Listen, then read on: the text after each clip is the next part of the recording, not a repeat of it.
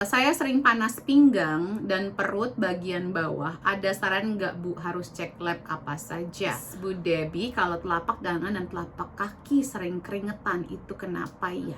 Mastitis dengan naturopati gimana Bu? Gimana urutan pemberian vitamin D, zinc, digestive enzyme, fish oil, dan probiotik pada anak?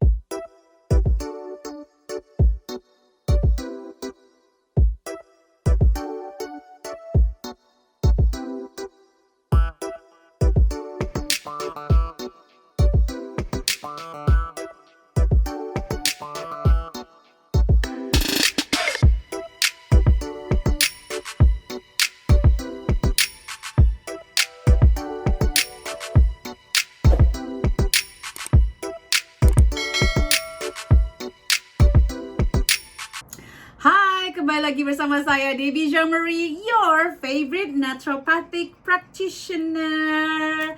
Kembali dalam segmen Tanya Sehat Debbie, minggu kedua bulan Oktober. Teman-teman, jangan lupa untuk stay tune di Root of Life UK setiap weekend untuk bertanya, dan saya akan jawab di sini. Jangan lupa untuk subscribe dan di komen dan juga di sebarkan. Oke, nanti saya akan luangkan waktu untuk membaca komen-komen di YouTube. Oke, choose, kita mulai saja dari KHONNSS.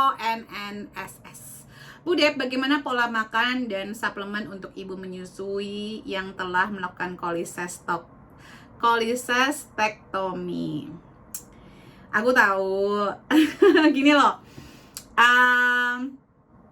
Tanya Sehat Debbie ini berawal dari banyaknya animo masyarakat yang mau belajar naturopati.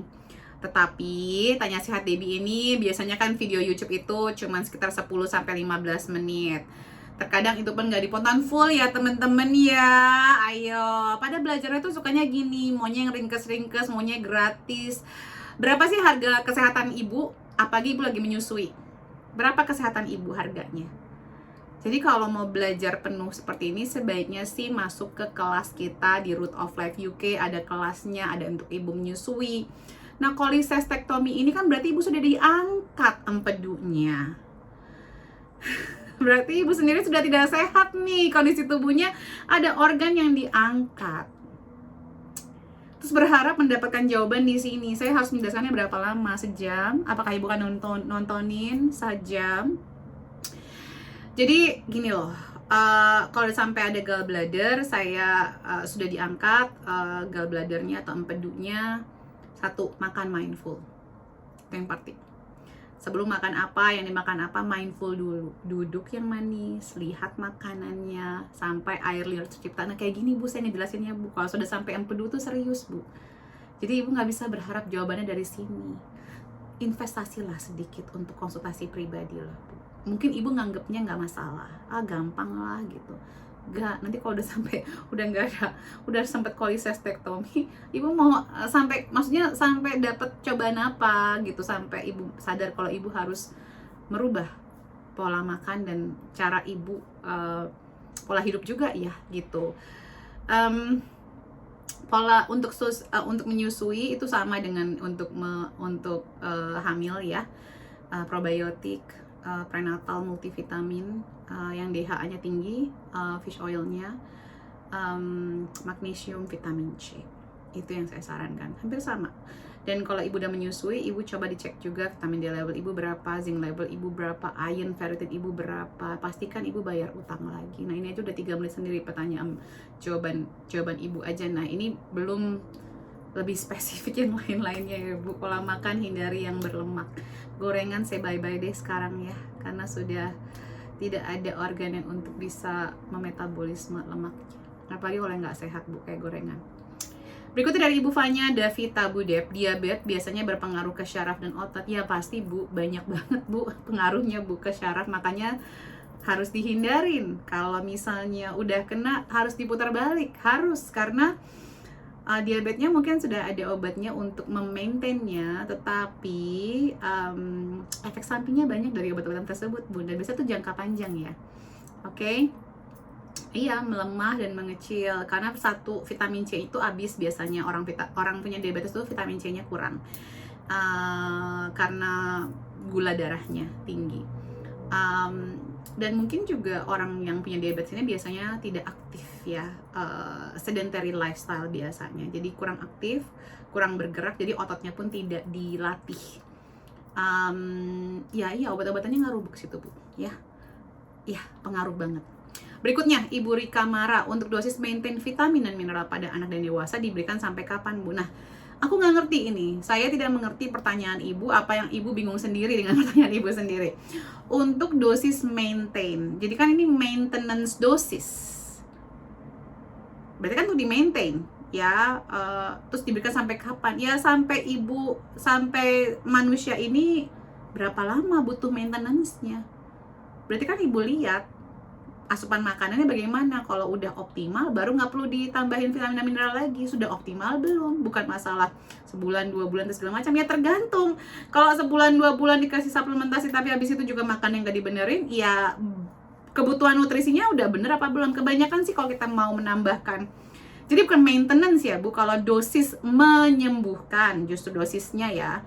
Kalau maintain, aduh aku bingung sendiri sama pertanyaan Ibu. Maintenance itu adalah menjaga aja kekurangan. Jadi itu dosis kecil dan biasanya itu bisa tiap hari seumur hidup kalau maintenance doang. Tapi kalau dosis penyembuhan itu biasanya sekitar 2 atau 3 bulan gitu. Nanti besok dikoreksi, kita tes ulang baru kita berhentikan suplementasinya. Berikut dari Ibu Rika Mara juga, Bu, gimana urutan pemberian vitamin D, zinc, digestive enzyme, fish oil, dan probiotik pada anak? Kalau digestive enzyme setiap sebelum makan.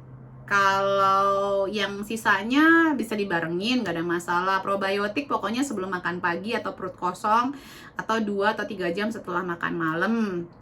Fish oil bisa pagi, bisa malam. Vitamin D, zinc, anytime sih sebenarnya Bu, tapi bisa dibarengin vitamin D sama fish oil. Jadi ya sebenarnya ini vitamin yang tidak perlu ada kayak saklek harus kapan. Yang pasti digestive enzyme sama probiotik itu sebelum makan, jadi bisa digabungin. Ya sebenarnya semuanya yang Ibu jelaskan bisa digabungin semua sekali minum, biar nggak ribet, nggak ada masalah dibarengin. Berikutnya, Ibu Husnul Khotimah 71, Bu Dep, membersihkan usus bisa dengan cara apa saja ya? Yang saya lakukan baru dengan cara enema. Ada kolonic irigasi Bu, ada puasa, ada detox pencernaan, juga ada begitu. Dari seserahan.official, saya sering panas pinggang dan perut bagian bawah. Ada saran nggak Bu, harus cek lab apa saja? Panas pinggang dan perut, bisa dicek asam uratnya, bisa dicek fungsi ginjalnya. Perut bagian bawah, ini yang kiri sampai kanan nih. Perut bagian bawah, karena perut bagian bawah tuh bisa banyak Bu, bisa apa ya, bagian bawah bisa usus besar, bisa juga kalau kita perempuan bisa ke arah serviks kita, indung telur kita, jadi kurang spesifik nih Bu. Tapi kalau sakit-sakit saya akan nyaranin vitamin D-nya sama zinc-nya. Hematologi lengkap biar ketahuan, itu yang standar banget sih ya Bu ya. Kurang spesifik pertanyaannya Bu. Panas pinggang. Ya tadi asam urat, yang paling penting sih asam urat sama fungsi ginjal ya mungkin ya. Hematologi lengkap tuh buat ngeliat LED-nya, ada peradangan apa enggak. Oh ya, Ibu juga bisa ngecek HSCRP-nya. Oke, berikutnya dari Ibu _Diavi, Bu, untuk headnya lancar, sedang promil, apakah boleh minum Vistex? Buat apa? Kalau headnya lancar ya buat apa minum Vitex Berry-nya Bu? Ya. Oke, berikutnya Ibu Irena Octavia, Bu Dep, bagaimana cara mengatasi benjolan di hidung anak karena alergi? Hindari semua alerginya completely. Vitamin D-nya optimalkan, zinc-nya optimalkan. Bisa ditambahkan fish oil buat menurunkan peradangan dan hindari semua yang bisa mencetus peradangan. Benjolan itu adalah bentuk peradangan kronis, Bu. Jadi hindari yang membentuk radang. Berikutnya dari Put Balkis, Bu Debbie, kalau telapak tangan dan telapak kaki sering keringetan itu kenapa ya? Jadi sering keringetan, seberapa banyak nih Bu? Kelebihan apa enggak? Kalau cuman keringetan kalau pas Ibu beraktivitas, olahraga, ya wajar banget. Tapi kalau berlebihan sampai daerah ketiak juga banyak, itu baru bermasalah. Ya tergantung nih sering keringatannya tuh separah apa ya. Bisa jadi kayaknya kalau dari hal yang paling simple adalah anxiety, Bu. Ada anxiety. Berikutnya juga mungkin hypoglycemic. Orang yang HB-nya rendah, hypoglycemic, punya masalah pencernaan bisa juga kena begitu. Apalagi ya,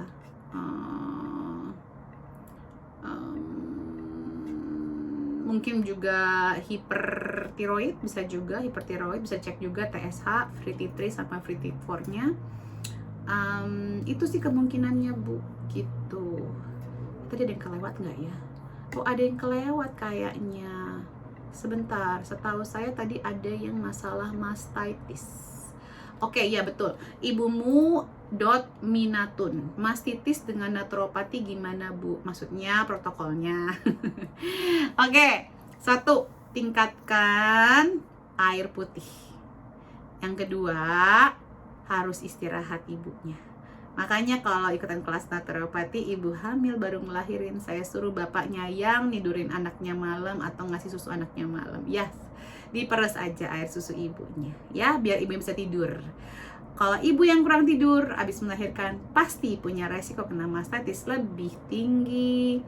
1 sendok makan VCO, EVCO, dan bone broth itu penting banget. Vitamin C, makanan yang tinggi vitamin C penting banget. Propolis, kasih propolis 10-15 tetes sehari. Echinacea tincture juga bisa. Terus dikompres panas sama dingin payudaranya. Bisa dimaskerin sama kol dialusin, terus dibalurin di payudara, atau kol dimasukin kulkas biar dingin, di kantong gede gitu ya, taruh di sekitar payudara. Bisa juga daun parsley dialusin terus dibikin masker. Terus juga bisa mengkonsumsi teh daun sage atau sage leaf tea, ya. Terus jadi kalau itu dimassage juga bisa ya, terus dikeluarin pokoknya air susunya yang terhambat dimassage. Kalau ada demam bisa tambahkan belladonna, itu homeopati. Bisa juga bryonia, pulsatilla, calcarb, atau Phytolux. Oke, semoga bermanfaat. Jangan lupa di-share. Salam sehat selalu.